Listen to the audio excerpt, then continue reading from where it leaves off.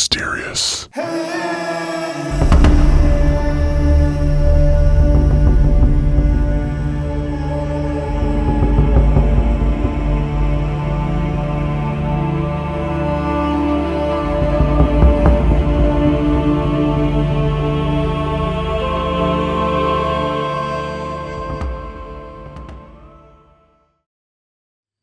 Alright guys, we got a little bit of a treat in today's episode.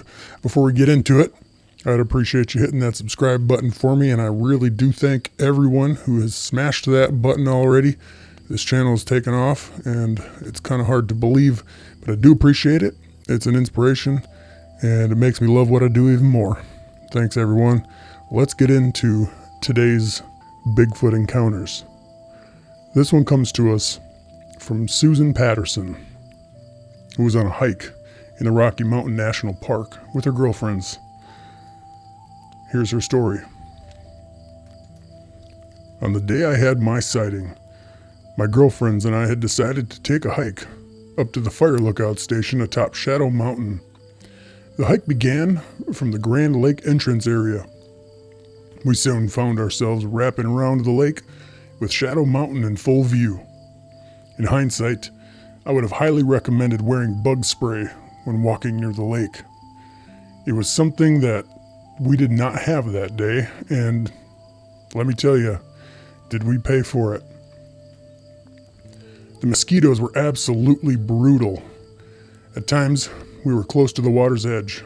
Once we were clear of the area, we started heading directly towards the mountain itself and its ascending trail.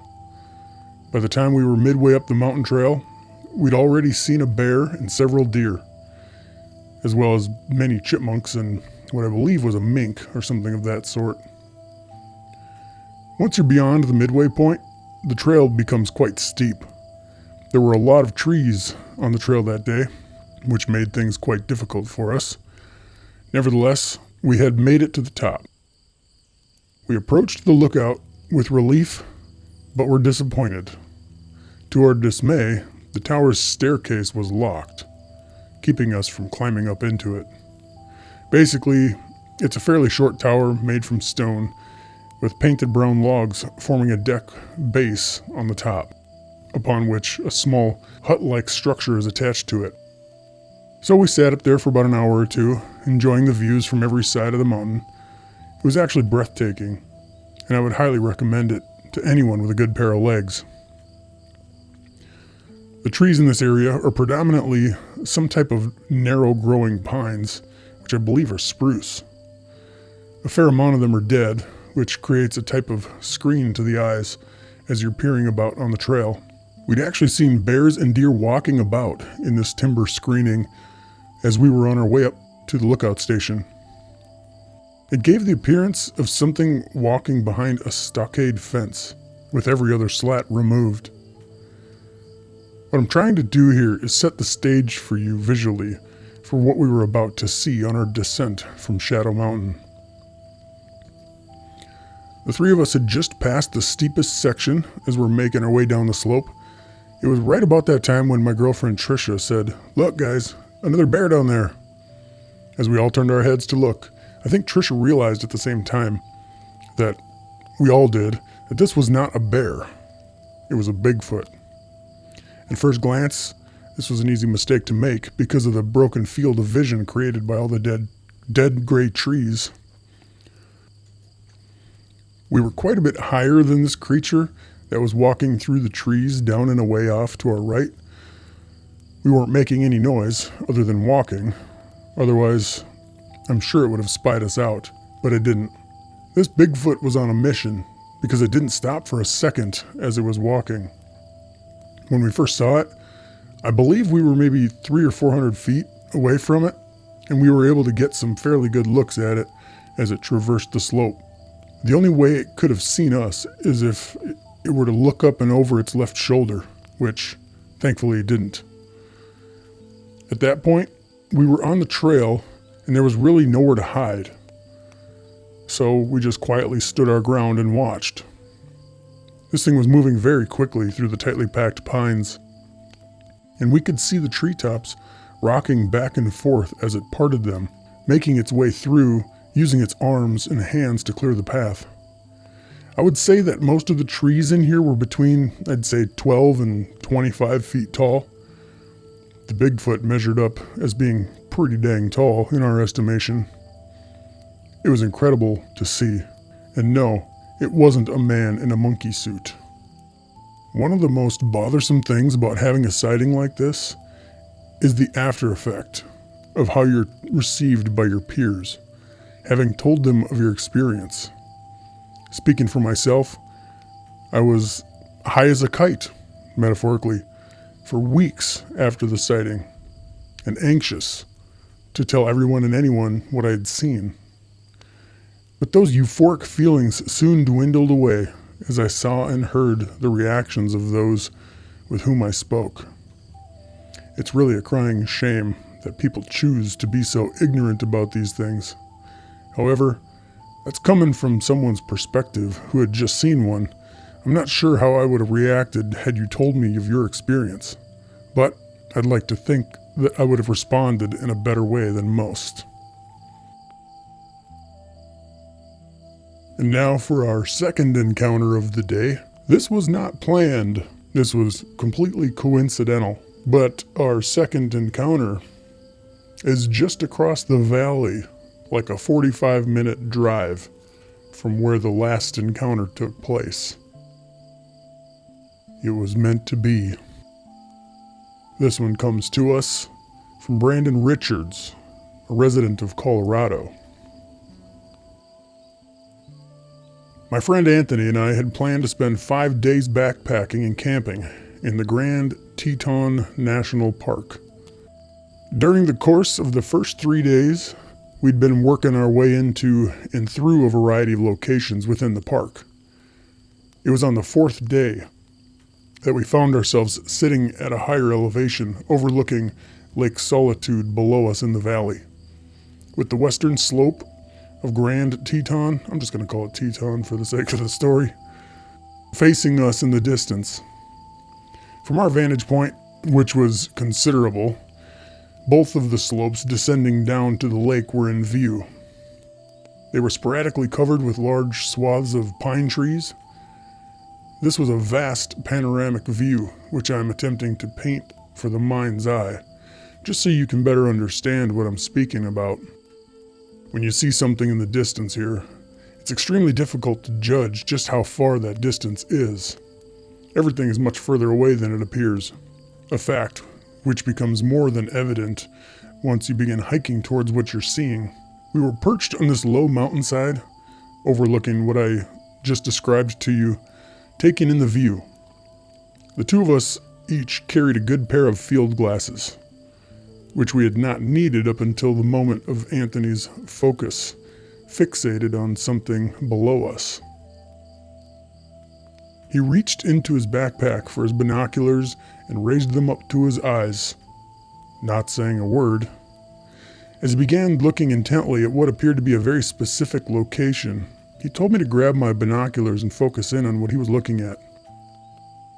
I said to Anthony, "What do you see?"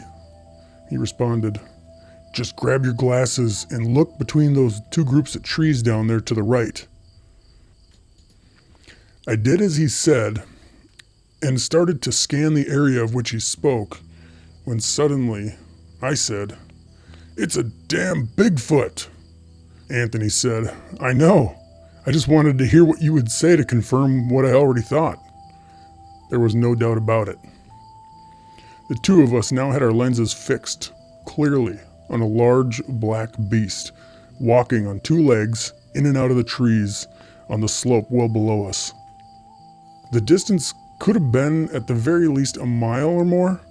However, with the 20 by 50 binoculars, we had an extremely good field of view, which included the Bigfoot and its activities. Now, it's not that I need to explain my somewhat instantaneous response of it being a Bigfoot, but it was painfully obvious what we were seeing.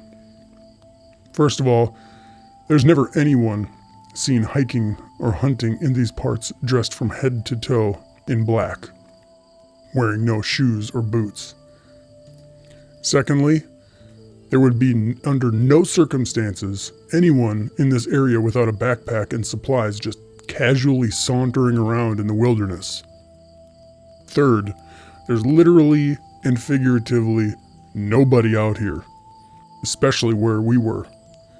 In the 3 days prior, we had sighted a group of 3 individuals that were more than likely a half a mile away from us coming off a ridge. And that was it as far as human contact is concerned. As we sat watching the Bigfoot walking through our lenses, it suddenly stopped. As it was facing one of the pines, it began to do something with its arms extended. It was using its hands in a way which made it appear as though it was working on or picking at the side of the pine. We watched him doing this for over a half an hour. Occasionally, we'd see the beast crouch or bend down to the ground, where it appeared to be picking up something that had fallen to the ground. The beast would then follow this action by putting its hand to its face or mouth. I don't need to tell you that at this distance, we couldn't see any details. After the creature had spent a considerable amount of time by the side of this tree, it started to move around, in and out of our field of vision. It appeared to be looking at some other trees that were near it. My recollection is that we had lost sight of it for about 45 minutes when it emerged from the trees and started walking along the slope, heading away from us and toward Lake Solitude. Now, just to settle the score with those of you who think that people who see such a thing are suffering from some kind of delusional disorder, this was like looking at a jet black Frankenstein walking in the middle of nowhere. Even at the distance from which we were watching, the creature walked with the long arm swings and the deliberately lengthy strides. These dramatic movements were more than obvious to the eye, but this thing was not putting on a show for anyone to see. We were more than a mile away watching it from an elevation of well over 1,000 feet or more. It had no idea that it was being watched by anyone or anything. With all the various stories that the two of us and so many others have heard about these things through the years, this sighting had completely sealed the deal for Anthony and I. Bigfoot is, in fact, the real deal. Well, yeah, you can't really talk someone out of believing what they saw. Just because you haven't seen one yourself doesn't mean they're not real. I don't understand why people are so dogmatic about this subject. I know it doesn't really make a whole lot of sense because they haven't been acknowledged officially by the powers that be, but like he said, he saw it, and Bigfoot is in fact the real deal. You're not going to tell him otherwise. Let's jump into our third story of today's episode. This one comes to us from John and Barbara Small, residents of Pennsylvania. Here's their story. My wife and I had purchased a house that was listed as for sale by owner in the western Pennsylvania area. It was an all-cash deal with a fast closing.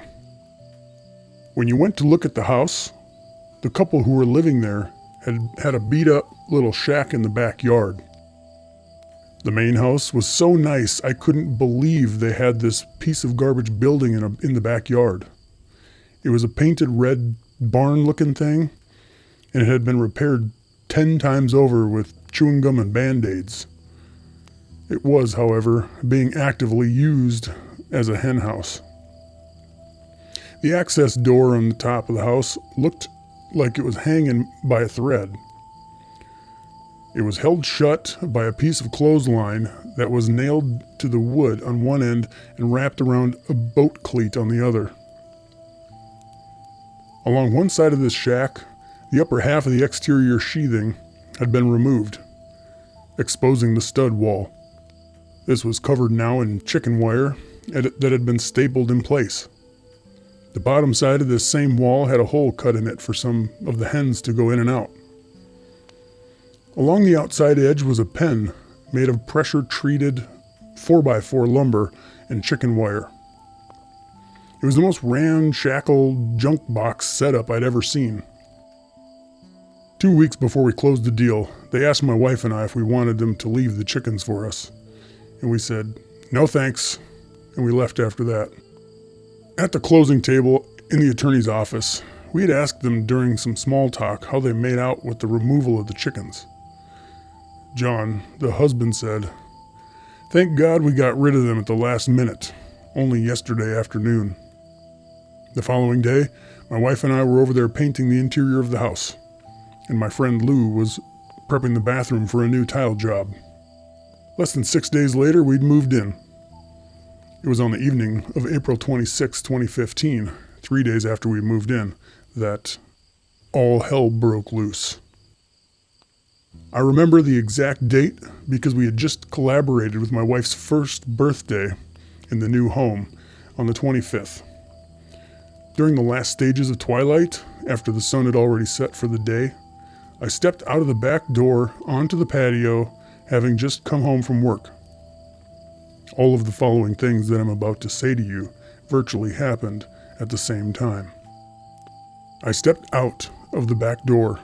My eyes were immediately drawn to the rope lock on the hen house.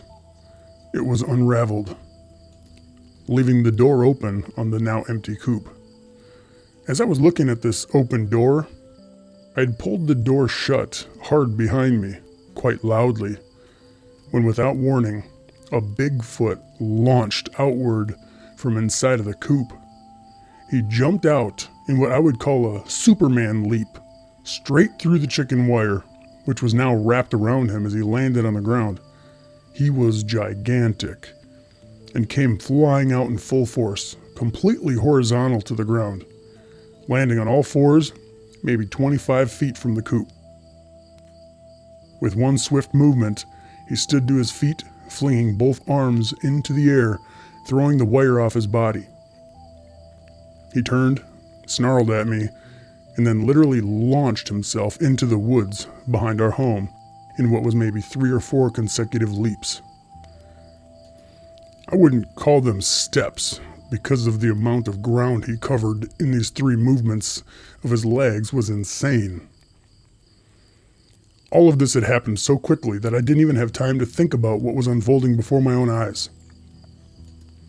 It momentarily felt like my heart had actually stopped and I wasn't breathing. If he had wanted to get me, I would have been dead meat for sure. But it seemed like I had just surprised the monster and it just wanted to get the heck out of our yard. I'd never in my life been that close to anything remotely as large as this thing. It became immediately obvious to me that it was familiar with the smell and location of this house, which did, by the way, stink like chicken shit. And I was left wondering if it hadn't been here before. When he stood up in front of me, he looked like one giant cube of an animal. It reminded me of the old Hulk TV show when Bill, what's-his-name, transformed into that monster. The Bigfoot was totally ripped up in every sense of the word, being just muscle upon muscle. He had the most evil-looking facial grimace that you could ever imagine. When he growled at me, his upper lip somewhat receded as he showed me his teeth. As he did this, his facial skin kind of crunched up, forming a large layer of wrinkles up to his eyes, which were completely black, by the way. I could see that the underlying skin was dark gray in color. Initially, I'd thought that he was completely covered in hair, but he wasn't. He did have somewhat of what I'll call a beard, and there was actually quite a bit of hair on his face, with the exception of the area on both sides of his nose. To me, his ears seemed too small for his head, and they were flushed to the sides as well. My wife, who works in a local hospital until 11 p.m., could not believe what I told her when she came home. Quite frankly, who could blame her? It was the craziest and most frightening event of my life to date, and I hope that I never have to endure it again. I've been playing around with some voice editing software that, well, it's not going to take you too long to figure out. I will not be using again. I repeat, I will not be using this voice editing software ever again. Let's just jump right in. Here goes nothing. Chloe and I had been out for a day hike in Glacier National Park when we found ourselves approaching the McDonald Creek footbridge. Now, why they call this a creek is beyond me, because it's actually quite wide, and there is white water in every direction that you look. Chloe and I were standing in the middle of the bridge, taking in the sights and sounds of the creek and absorbing the beauty of the day. We must have been standing there for about a half an hour when we decided to continue our trek, crossing over the remainder of the bridge and making our way into the trail. As you cross over the bridge, the trail continues along the lower side of what I will call a small mountain, which is covered in pines that continue up the sides of its steep slope. We were just breaking into the trail, having crossed the footbridge, when Chloe said to me, "Ed, what is that over there?" As my eyes became fixed on where she was now pointing, I could see a large, fur-covered creature peering out from behind a tree only maybe 50 feet or so away from us. This creature was at least 4 or 5 times wider than the tree it was hiding behind, and it kept moving its head behind and then away from the tree, looking directly at us when it did so. It was enormous in stature, and Chloe had grabbed my arm in fear. As soon as I saw it, I knew that I was looking at a Bigfoot. It was repeating this movement of going behind the tree and then looking back at us so quickly that it was hard to keep track of how many times it had actually occurred. The tree it was standing behind was no more than maybe 14 inches wide, and there was at least a foot or more of its body visible on both sides. In the moment, I remember thinking that it must have been watching us on the bridge, and perhaps we caught it off guard as we quickly resumed our hike, going in the direction it was standing. At any rate, it seemed very nervous, which was something I was not too happy about. If it had decided to come at us and do us harm, there would have been nothing that we could have done to defend ourselves against it. It was every bit of 8 or 9 feet tall and extremely broad. Each time that it tilted or leaned away from the tree, its left hand remained on the side of the trunk, while the rest of the body came into view. Its mouth was shut the entire time, and it didn't make as much as a sound. The face was very flat, as far as we could see, and its expression was very mean or evil-looking, although it wasn't exhibiting any behavior to match its appearance. What I just described to you was going on for maybe a minute, when it turned and started to move up the slope on an angle going away from us. This was a very steep incline that was densely packed with trees, yet each of the steps it took appeared to be something like 10 feet long. The Bigfoot was totally out of our sight in about 5 strides, having covered some 40 or 50 feet into the trees. We could hear some crunching noises for maybe another 30 seconds, and then there was nothing. My wife and I immediately retreated back over the bridge and hightailed it out of there. Chloe was visibly shaking, and I guess I was in somewhat of a state of shock. I remember I was breathing very shallowly and was having trouble gathering my thoughts about what had just occurred. As far as what this Bigfoot looked like, as I just said, at the waist alone, it was at least 3 to 4 feet wide, and then its upper body tapered outward from there. I would have to estimate that at the outside edges of its shoulders, we are talking, at the very least, 6 to 7 feet or so. It was absolutely staggering to the eyes. Its face was mostly covered in hair, with the exception being around, and just below, its eyes as well as part of the cheek area. Its fingers, that were wrapped around the tree's trunk, were very long, perhaps almost a foot in length. What we would call the pectoral muscles made it appear like there were two bed pillows, plastered to its upper chest. The thickness of its biceps were at least 10 to 12 inches or more. When it stepped away from us, I could see the bottoms of its feet briefly on maybe 2 of the steps that it had taken. From my perspective, they appeared to be gray and somewhat flat, like the sole of a well-worn shoe. I distinctly remember the nose being extremely broad and flat to the face, which made the lower jaw seem to protrude abnormally from the face. Mere words cannot and will not ever take the place of having the encounter for yourself. It was a combination of total fear and total ecstasy at the same time, kind of like finding a pot of gold that could kill you. That sounded like an awesome, yet terrifying day. I love all the detail. I can just envision this thing staring out from behind a tree. Such a cool experience. Please do me a solid and smack that subscribe button. And while you're at it, the like button just told me it dared you to kick it and called you a cotton-headed ninny muggin. Better pop that little guy in the eyeball before it runs off. If you've had an encounter with a Bigfoot or anything mysterious, shoot an email to CryptidMysterious@gmail.com. This one comes to us from Gunther, a resident of Boulder, Colorado. It was July of 2009 that my wife Hilda and I had gone to spend a week in Mount Revelstoke National Park to take in a little relaxation and some hiking.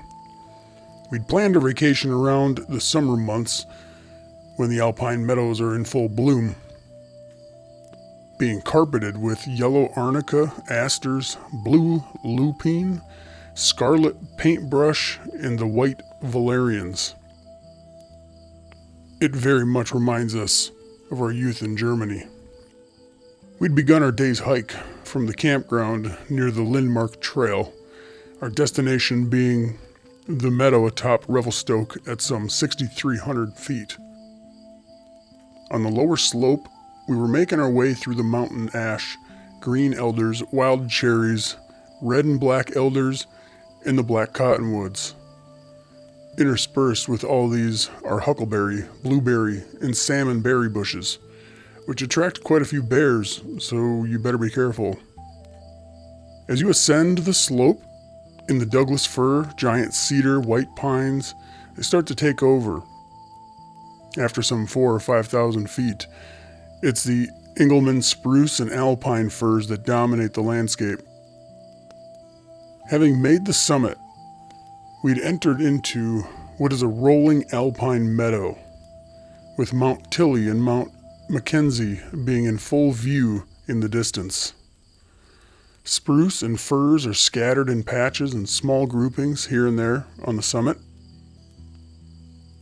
We'd sat down on some small boulders for well-needed rest after the climb, and I think we'd been sitting for maybe a half an hour in the sun when Hilda pointed out to me that one of the spruce trees, some 200 or 300 yards away from our position, was thrashing back and forth in a violent and most unusual manner.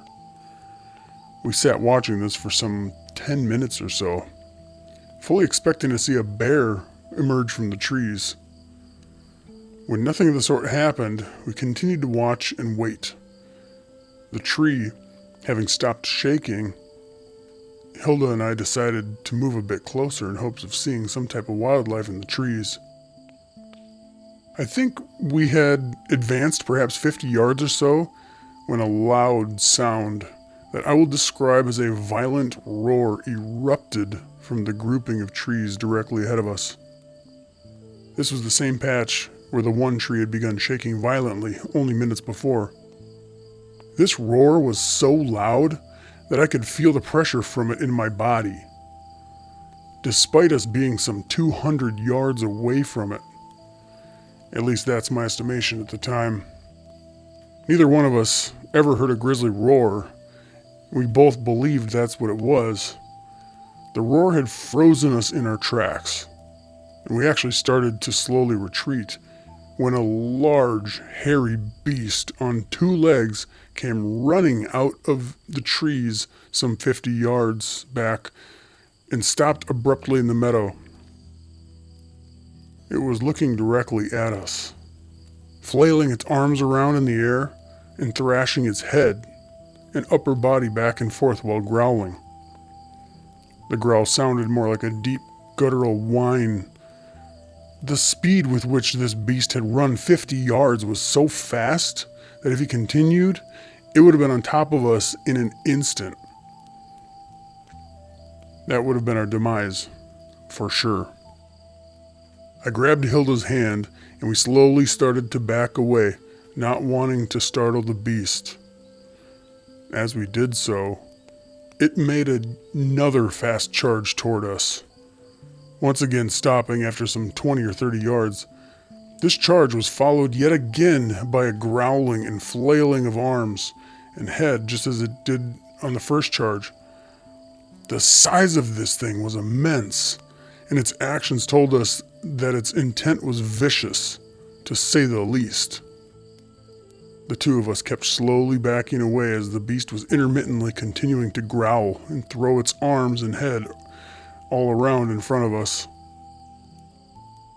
We'd actually backed away some maybe 75 yards or so when the two of us turned and started to walk. At first, our steps were slow and cautious, then we quickly hurried up our pace, making it over the side of the meadow to head back down the slope of Revelstoke. As my wife and I made our descent from the meadow, we couldn't help thinking of this creature and if it was going to follow us. We were on edge. Finally, we reached the bottom, and when we were clear of all the trees, the two of us sat down for a well-deserved break and began to talk. Both of us now knew we had an encounter with a Bigfoot and thought that in some way, shape, or form, we'd walked in on some type of activity it was planning in this meadow. We'd become intruders in its territory, maybe, and it wasn't happy about us being there, obviously. Although it could have easily crossed the entire meadow and attacked us, it didn't, which indicated to us that it was trying to scare us off. And it did one heck of a job doing it. Being so far away from us, it's hard to say how big it really was. Having nothing to measure it against, the thing that impressed me most was the depth of its roar. It had to have come deep from within the bowels of a very substantial beast indeed. The second thing was how quickly it was able to move with relative ease during both of the charges toward us. It was able to cover large amounts of ground in what appeared to be 6 or 8 very rapid steps. They appeared to be fast leaps that were very hard to distinguish separately. The succession of these leaps was so quick that to our eyes it seemed like a blur. However tall it may have been, its physique was that of a bodybuilder, times 10. It was fully covered in reddish-brown hair that appeared to be somewhere between, I'd say, 4 and 10 inches long, depending on where on the body you're looking. This encounter was so dramatic and life-changing, we just had to come here and talk about it. Seeing is certainly believing, and neither of us had really given much thought to the reality of their existence until that day in the meadow. How quickly things change. Well, doesn't that just make you want to go for a hike in the mountains? You know, let's plan a trip to the Rockies or something. Go out in the middle of absolutely nowhere, where people haven't poured concrete yet. My name is Charlie, and in 2007, I set out on a road trip in my brand new Winnebago journey. My plan was simple: drive from the Canadian border to the Mexican border along the Pacific Highway to kick off my retirement. I had no specific schedule, no deadlines to meet, just an open road ahead of me and the desire to enjoy life at my own pace. It was midsummer when I started my journey. After making it up to the Peace Arch to snap a few pictures, I grabbed a burger in Blaine and hit the road.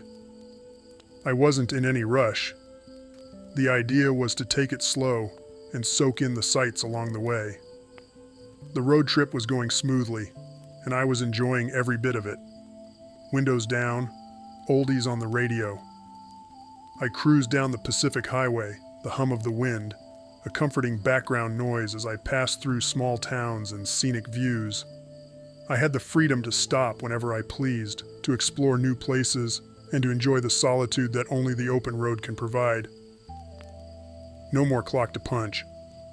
But the story I'm here to tell really begins as I was passing through Mount Shasta. It was around 10:30 p.m., and I was cruising at about 60 miles per hour on Interstate 5. The night was dark, and the road ahead was only illuminated by the headlights of my motorhome. Suddenly, something bolted across the road in the distance, just at the edge of my headlight's reach. It was a tan blur, and I couldn't tell if it was a large cat, a deer, or something else. Whatever it was gone in an instant. I considered slowing down, maybe disengaging the cruise control, but before I could react, bam! It felt like I hit a brick wall. The impact was so sudden and violent that I was almost ripped in half by my seatbelt. The right side of the Winnebago crumpled like a tin can, and the entire vehicle came to an immediate halt. My heart was pounding as I sat there in shock, trying to comprehend what had just happened. After probably just a minute, what felt like an eternity, I started to assess my situation. I had some blood on my forehead, and my body ached from the impact. But I was alive. Miraculously, nothing seemed broken. I slowly unbuckled my seatbelt and worked my way out of the wreckage. The right side of the motorhome was completely demolished, and I was practically outside already, with the entire side of the vehicle ripped wide open. As I stumbled out onto the road, my first thought was, what the hell did I hit? The answer to that question was lying about 30 feet from the wreck, just off the road. At first, I couldn't make sense of what I was seeing. There was a massive black hairy mass, like the size of 3 bull bison piled together. It was slumped over a tree it had knocked down in the crash. The sheer size of this thing was beyond anything I could comprehend. It had to be 3,000 pounds, maybe more. As I approached it, I could make out more details. It was clearly dead. One of its legs was half ripped off at the thigh, and the face, God help me. It was a giant, hairy man. Human, but not. Its skin and hair were jet black, and there was dark blood everywhere. The only exception was its tongue was a gray pink, which hung from its mouth, nearly severed. It was so big, it made a 64-ounce steak look like a chicken McNugget. I stood there staring at this monstrous thing, my mind still dazed and racing to make sense of what I was seeing. Just then, 3 sets of headlights appeared in the distance, speeding toward me and screeching to a halt like the Dukes of Hazzard. 3 black SUVs pulled up, and before I could react, what seemed like a crowd of men in black suits were all around me. One of them flashed a badge. Who the hell knows what agency they were from? Asked if I was the driver, and inquired if there were any witnesses. It struck me as odd that he asked about witnesses before showing any concern for potential victims. I was escorted to the back of one of the SUVs, and another man started asking me questions. It felt more like an interrogation than anything else. He seemed less interested in whether I was okay and more focused on if I knew what I thought I had hit. I told him what happened, same as I told you. There's nothing more to it. As we talked, gunshots erupted, coming from the direction of the wreck. They were muffled, in the woods, but unmistakable. Men were yelling, like it was a freaking war zone ambush. And then there were multiple roars coming from the woods. Deep, guttural sounds that made the hairs on the back of my neck stand on end and literally vibrated the SUV we were sitting in. It sounded like more of those creatures were out there, watching what was unfolding. Before I knew it, military trucks arrived, and a blur of activity ensued as they worked to load the creature onto one of the 5-ton trucks. I couldn't see much from where I was sitting, but it was clear they were in a hurry to get out of there. When actual police arrived, they didn't even get out of their vehicles. They were there for less than a minute before speeding away. Almost like they knew they'd come up on something far above their pay grade, or someone of the necessary authority told them to get the hell out of there. After what felt like hours, 3 of the men in suits got into the SUV with me, and we drove off. I was still in shock, not really even from the collision, but I think more from what transpired, trying to make sense of what had just happened. I asked them where we were going and what that thing was, but their answers were vague. They said it was a large, dangerous bear that escaped captivity. I was dumbfounded. I knew for a fact that was no damn bear.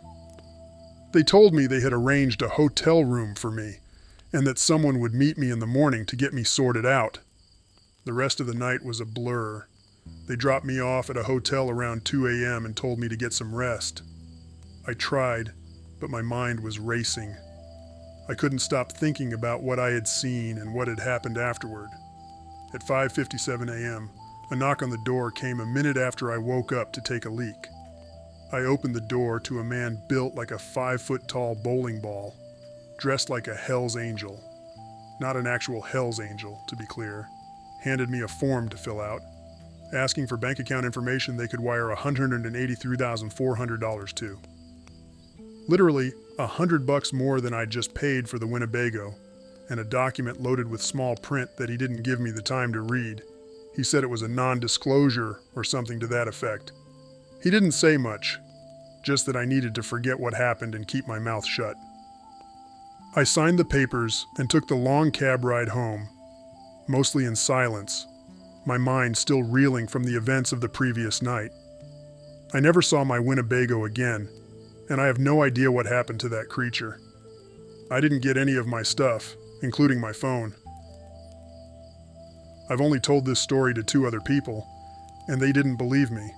Both said I'd just hit my head too hard. So I've kept quiet about it ever since. But now, I'm getting older, and I feel like I need to get this off my chest. I couldn't care less about the non-disclosure BS.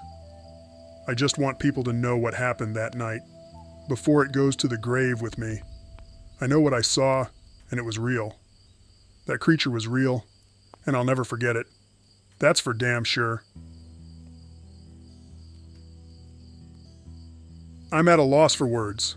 I've heard similar accounts, but these are of the rarest kind. I'm glad you made it out all right. Well, guys, what do you think about this one? The only thing I keep coming back to is, why the cover-up? Who are these quote-unquote men in black? To y'all wondering why evidence of these things is lacking, maybe you need to start questioning the government, or who the heck else has this kind of pull? SUVs with guys like straight out of a freaking movie show up within minutes. Then, the military shows up to sweep up the mess. I don't know, man, real or not, we have no way of knowing, but I feel like with all these happening, we'll know soon enough. I mean, the government has finally come out about aliens and UFOs, or UAPs. When will we finally have some recognition about Bigfoot? This one comes to us from a retired professor named Richard Hayes. He begins. In my earlier years, I was an observer of all things. I would regularly take long hikes, either alone or in the company of my wife after we'd met. On this particular day, which was June 23rd of 1956, my wife and I had gone into the Moyer Woods National Monument, which is a protected cathedral-like grove of virgin redwoods located in a valley north of San Francisco. So you can understand, the area of which I speak was entirely different than it is now. There was not a fraction of the people that one can see in the region today. As a little science lesson, which I think you can appreciate, many people often confuse the coastal redwoods with the giant sequoia of the Sierra. Both belong to the genus Sequoia, I'm not sure how to say that word, but are separate species of that genus. Sorry. Drop in the comments if I'm not pronouncing it right. The species that grows in the Moyer Woods is Sequoia sempervirens, which is more commonly called the redwood. The species which now grows in the Sierra Nevada at altitudes between 4,000 and 8,000 feet is Sequoia gigantine, more commonly known as the giant sequoia. Redwoods can live about 2,000 years, while giant sequoias can exceed 3,000 years or more. Many of these trees were alive when Christ was put on the cross. To bring this into perspective, my wife and I had begun our hike from the parking lot on the main trail. At the time, it was the park's policy that nobody was to leave the trail. We began the hike on what was known as the Nature Trail, which brought us into the area of redwoods known as Bohemian Grove. When we exited the grove, we'd crossed Redwood Creek and proceeded up the main trail towards what was known as Cathedral Grove, a distance which was perhaps half a mile or so.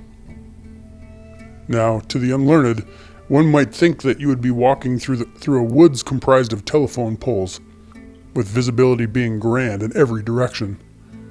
But such is not the case. The forest is predominantly quite shady, and there are actually many varieties of trees and bushes competing for the sunlight at the base of the forest. That, in conjunction with the quantity and width of the redwoods, made for a more tunnel-like effect on the trail in most locations. You could not see very far ahead to your right or left. The two of us were alone and well along in the trail when we stopped to look at the California variety of fetid Aderdostung, Astertungu. Come on, help me out. Drop in the comments. How do you say that word? Adderstung? That's probably it. Growing by the base of one of the redwoods. This is a rather unique plant, and it caught our eye. As the two of us were bent over examining this plant species, the view ahead of us on the trail looked somewhat like a keyhole formed by the trees. We were touching the plant and talking about its beauty when out of the corner of my eyes, I saw something dart across the trail beyond this keyhole that I just described to you. Whatever it was had crossed the trail on two legs, maybe 150 to 200 feet ahead of us. I told my wife, I thought I'd just seen a man on the path ahead of us, but that I was uncertain of. My wife replied, well, let's go have a look. As we were walking ahead, we heard a distinct whoop, whoop. The noise came from within the forest to our left. From our perspective, you couldn't see a thing except branches, bushes, and tree trunks. There wasn't a soul in sight. My wife and I had both said that no one was supposed to go off the trail into the woods. So who exactly had done this, we don't know. upon reaching the spot where I saw the man cross the trail. There was somewhat of an opening in the trees, looking back into the forest for quite some distance. As we stood there, peering through this picture frame-like view, going back deep into the trees, a large, hairy, gorilla-like creature leaned out from behind a redwood and quickly moved back behind it. My wife said to me, "My word, Richard, what on earth was that?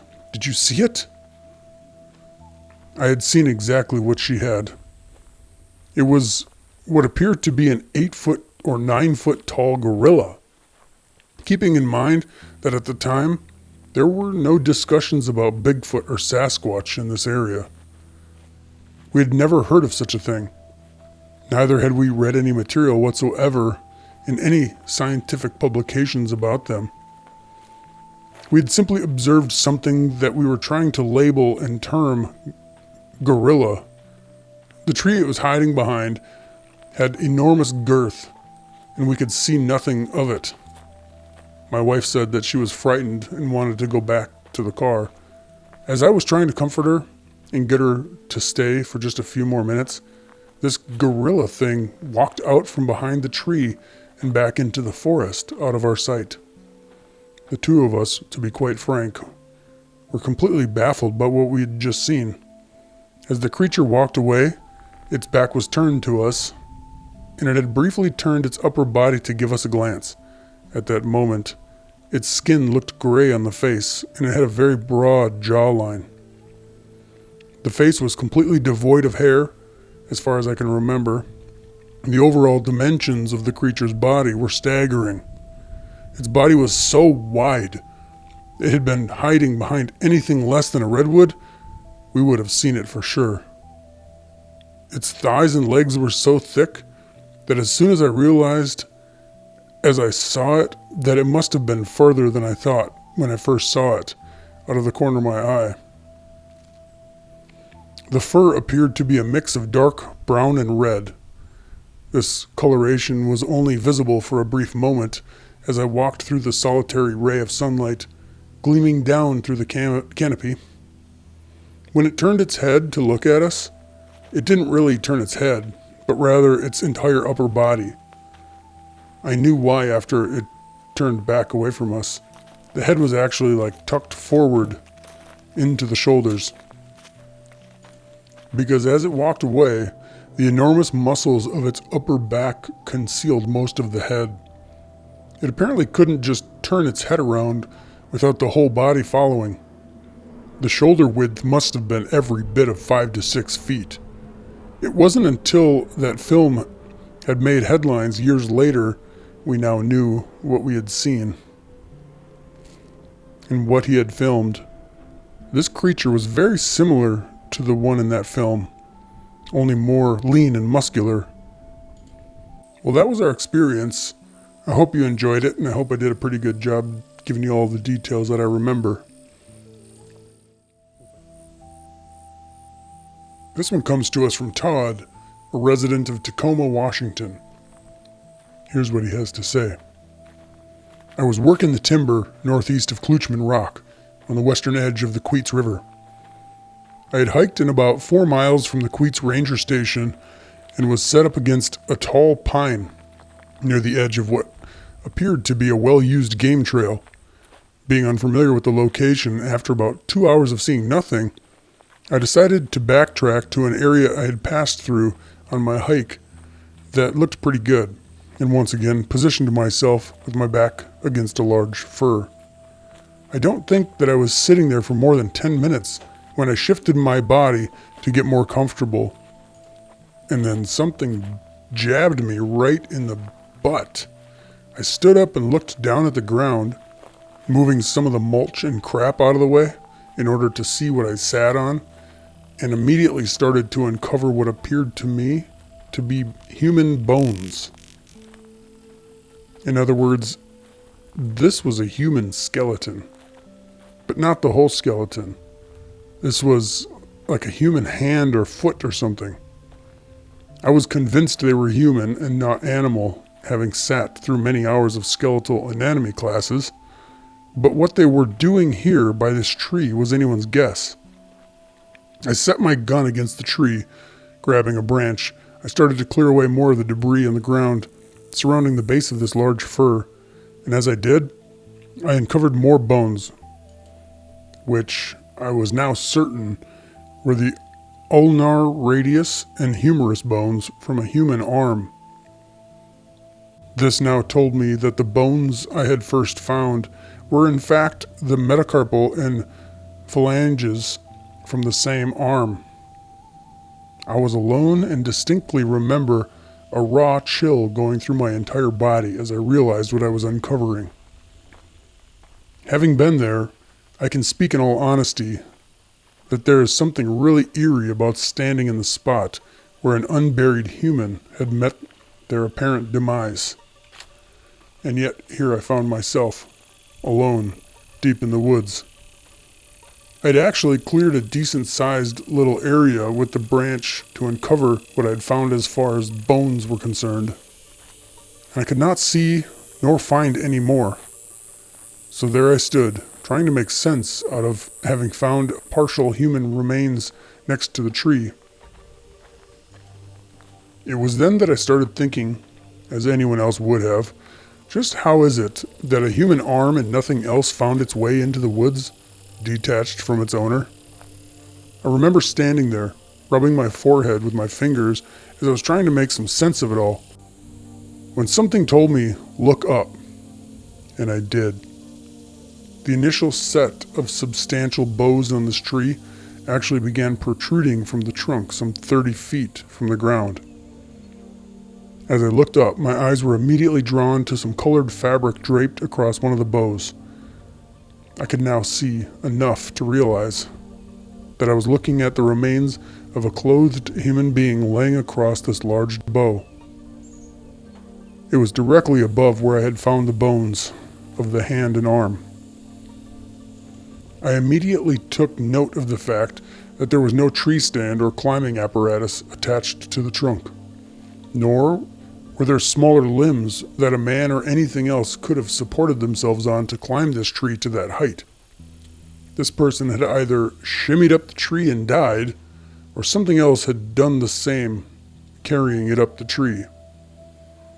There was no backpack or weapon of any sort visible on the ground surrounding the area. No sooner had I come to grips with what was already turning out to be a gore fest that my eyes caught a glimpse of some other colored fabric in a different part of the tree that was also very high off the ground. I walked around the base of the tree to better position myself in order to see whatever it was more clearly. I realized that not only was I seeing the remains of yet another human being, but there was also what appeared to be the carcass of a deer or elk, some 10 feet away from it, also laying across some boughs. It was at that precise moment in time that I was suddenly keenly aware, deep inside my innermost being, that I was now being watched. There's no other way of explaining it to you. I felt as though whoever or whatever had done this terrible deed was now aware that I knew it too. And it, or they, were not happy about it. I had a long hike out, and although I hadn't planned to leave at this part of the day before I'd come upon all this grisly stuff, I knew that I had to leave, and leave now. That's the way I felt at that moment in time.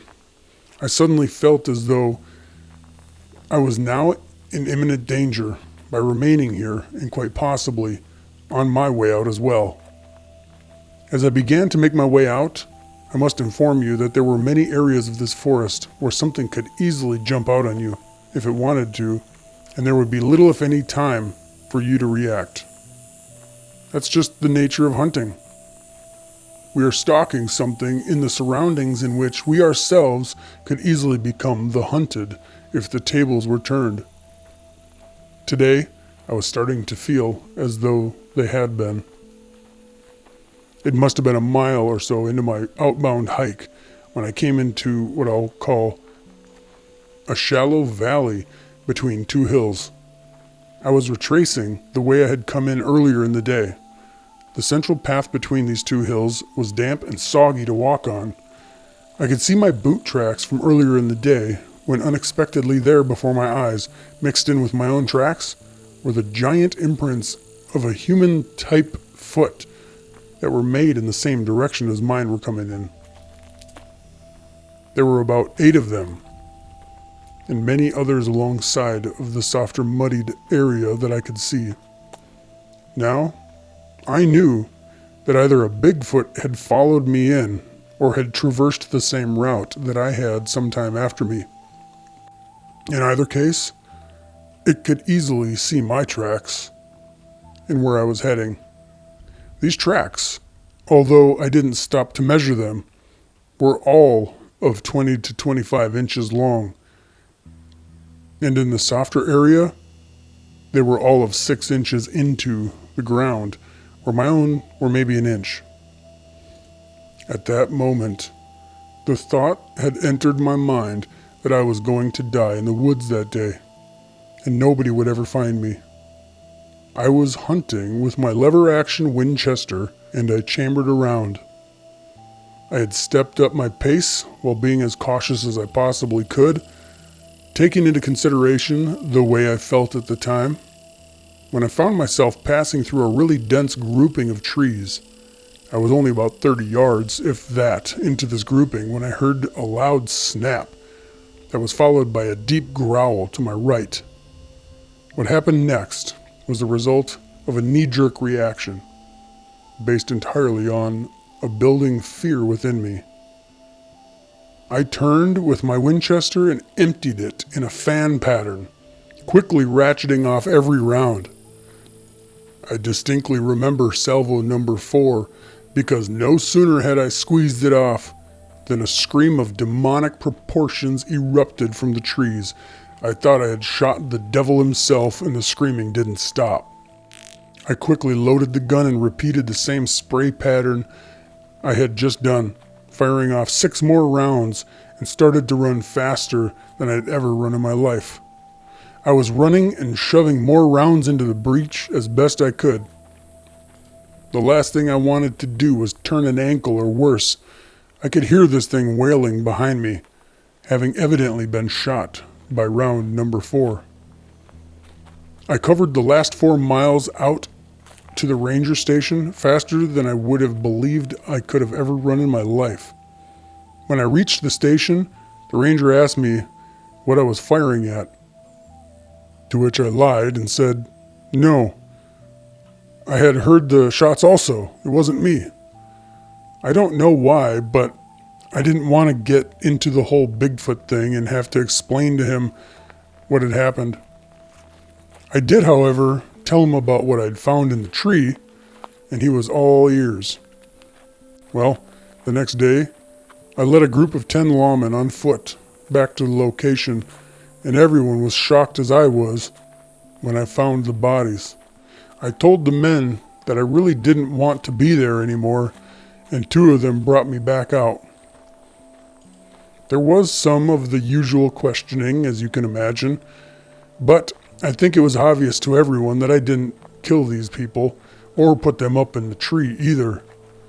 I'm sure that I shot a Bigfoot that day, but I have no tangible proof other than what I've already told you up to this point in time. Who these people were, I have no idea.